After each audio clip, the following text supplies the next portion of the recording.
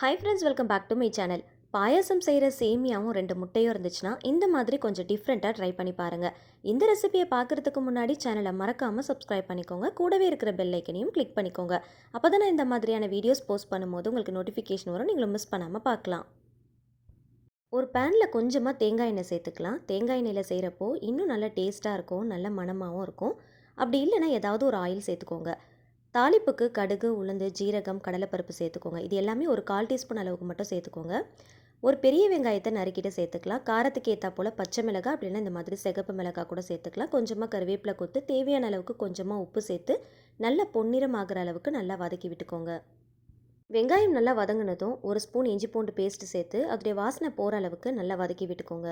இப்போ இது கூடவே தக்காளி பழம் சேர்த்துக்கலாம். ஒரே ஒரு தக்காளி பழத்தை நல்லா கட் பண்ணிட்டு சேர்த்துருக்கேன். நல்ல பழமான புளிப்பில்லாத தக்காளியாக பார்த்து சேர்த்துக்கோங்க. இதையும் நல்லா வதக்கி எடுத்துக்கலாம்.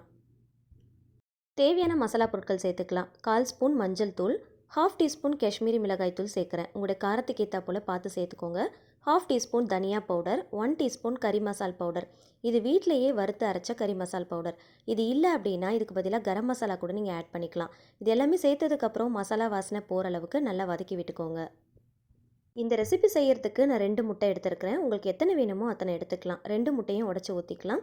முட்டையை உடச்சி ஊற்றுறதுக்கு முன்னாடி ஒரு பாத்திரத்தில் ஊற்றிட்டு நல்லா இருக்கான்னு செக் பண்ணிவிட்டு அதுக்கப்புறமா இந்த மாதிரி சேர்த்துக்கோங்க. டைரெக்டாக முட்டையை சேர்க்கும் போது முட்டை சப்போஸ் கெட்டு போயிருந்துச்சு அப்படின்னா டோட்டல் ரெசிபியே வேஸ்ட்டாக போன மாதிரி ஆகிடும். அதனால் ஒரு பாத்திரத்தில் ஊற்றி செக் பண்ணிவிட்டு அதுக்கப்புறம் சேர்த்துக்கோங்க.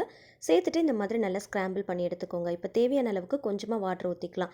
அதாவது இந்த முட்டை எல்லாமே மூழ்கிற அளவுக்கு கொஞ்சமாக வாட்டர் ஊற்றிக்கோங்க. இது ஊற்றிட்டு நல்லா கலந்துட்டு உப்பு காரம்லாம் கரெக்டாக இருக்கான்னு செக் பண்ணி பார்த்துக்கோங்க. மூடி போட்டு ஒரு 5 நிமிஷத்துக்கு மட்டும் நல்லா கொதிக்க விடுங்க.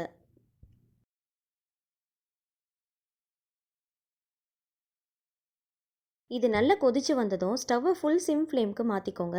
இப்போ இது கூடவே பாயாசத்துக்கு நம்ம யூஸ் பண்ணுவோம் இல்லையா, ரொம்ப மெல்லிஸாக இருக்கும் அந்த சேமியா. அந்த சேமியாவை இது கூட நம்ம சேர்க்க போகிறோம். இந்த சேமியா வேகிறதுக்கு ரொம்பலாம் டைம் எடுக்காது, சட்டுன்னு வெந்துடும். ஸோ அதனால் ஃபுல் சிம் ஃப்ளேம்க்கு மாற்றிக்கோங்க. தண்ணியும் அளவாக சேர்த்துக்கோங்க. தேவைப்பட்டால் இப்போ கூட நம்ம சேர்த்துக்கலாம். அதிகமாக முன்னாடியே சேர்த்துட்டிங்க அப்படின்னா குழஞ்சி போன மாதிரி ஆகிடும். ஸோ இப்போ பாருங்கள், முட்டை முழுகிற அளவுக்கு தான் நான் தண்ணி ஊற்றிருந்தேன். இப்போ இந்த சேமியா சேர்க்கும் போது ரொம்ப கரெக்டாக இருந்துச்சு. சேமியாவை சேர்க்கும் போது உடச்சிட்டு சேர்க்காதீங்க, அப்படியே முழுசாக அப்படியே சேர்த்துக்கோங்க. நார்மலாக இந்த மாதிரி ரெசிபிலாம் செய்கிறோன்னா அரிசி சேமியா, மில்லட் சேமியா, இல்லைனா இந்த மாதிரி உப்புமாலாம் செய்யறதுக்கு தனியாக திக்கான சேமியாலாம் விற்கும் இல்லையா. ஸோ அதில் செய்யும் போது வாட்டருடைய ரேஷியோ டிஃபர் ஆகும். ஆனால் இதுக்கு வாட்டர் ரொம்ப அதிகமாகலாம் தேவைப்படாது. ரொம்ப குயிக்காக இது குக் ஆயிரும். ஸோ அதனால் வாட்டர் கம்மியாக பார்த்து சேர்த்துக்கோங்க. ஃபுல் சிம் ஃப்ளேமில் வச்சுக்கோங்க. ஜஸ்ட் ஒரு 3 செகண்ட்ஸ் மட்டும் நீங்கள் குக் பண்ணால் போதும்.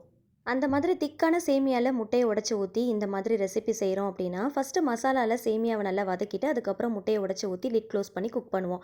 ஆனால் இதுக்கு அந்த மாதிரி செஞ்சோம் அப்படின்னா சேமியா சீக்கிரமாக குழஞ்சி போன மாதிரி ஆகிடும், முட்டை சரியாக வேகாது. ஸோ அதனால் மெத்தட் ஆஃப் ப்ரிப்பரேஷனும் கொஞ்சம் டிஃபர் ஆகும். ஃபைனலாக கொஞ்சமாக கொத்தமல்லி இலைகள் சேர்த்துட்டு நல்லா மிக்ஸ் பண்ணிக்கோங்க. ஓவர் குக் பண்ணக்கூடாது. ஜஸ்ட் 3 செகண்ட்ஸ் மட்டும் குக் பண்ணால் போதும். அவ்வளோதான். ரொம்ப குயிக்காக ஒரு ரெசிபியை நம்ம ரெடி பண்ணிடலாம். முட்டை சேமியா எல்லாருமே செய்கிற ரெசிபி தான். ஆனால் பாயாச சேமியாவில் யூஸ் பண்ணியிருக்க மாட்டீங்க. ஒரு தடவை ட்ரை பண்ணி பாருங்க, கொஞ்சம் டிஃப்ரெண்ட்டாக இருக்கும். இதுக்கு சைடிஷ்லாம் எதுவுமே தேவையில்லை, அப்படியே சாப்பிடலாம். ரொம்ப நல்லாயிருக்கும். குயிக்காக ஏதாவது ஒரு ரெசிபி ட்ரை பண்ணணும்னு நினச்சிங்கன்னா கண்டிப்பாக இது ஒரு முறை ட்ரை பண்ணி பாருங்கள். வீடியோ பிடிச்சா லைக் பண்ணுங்கள், ஃபேமிலி அண்ட் ஃப்ரெண்ட்ஸ் கூட ஷேர் பண்ணிக்கோங்க. ட்ரை பண்ணி பார்த்துட்டு மறக்காமல் ஃபீட்பேக் ஷேர் பண்ணுங்கள். இந்த மாதிரி டிஃப்ரெண்ட் அண்ட் இன்ட்ரெஸ்டிங்கான ரெசிபிஸ்க்கு என்னோட சேனலை மறக்காமல் சப்ஸ்கிரைப் பண்ணிக்கோங்க. அப்கமிங் வீடியோஸ் எல்லாத்தையும் மிஸ் பண்ணாமல் பாருங்கள். தொடர்ந்து சப்போர்ட் பண்ணுங்கள். Thank you so much. கீப் வாட்சிங்.